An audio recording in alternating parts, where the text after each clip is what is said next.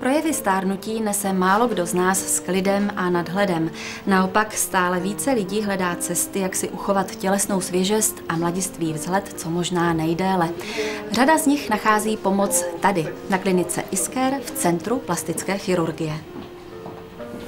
Primářkou Centra plastické chirurgie je doktorka Nikoleta Toríšková. Které zákroky tady provádíte nejčastěji?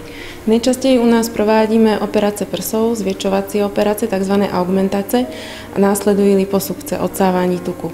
V poslední době ale zaznamenáváme nárůst operací po úbytku váhy, po bandážích žaludku.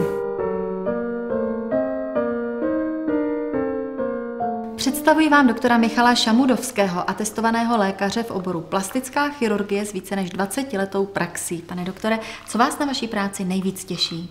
Tak na mojej práci alebo na našej práci ma teší najviac, keď pacienti sú spokojní s výsledkom operácie, alebo keď dokonca výsledok operácie prečí ich očakávanie, ktoré vkladali do tej operácie.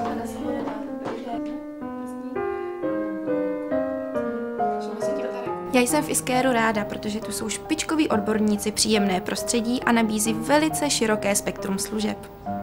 Paní doktorko, které operace tady provádíte nejraději, jestli se to dá takto říct?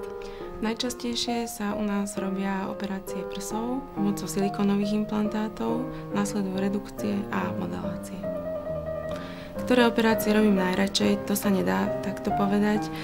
Dôležité je dosiahnuť čo najlepší výsledok, potom je spokojný operatér i pacient.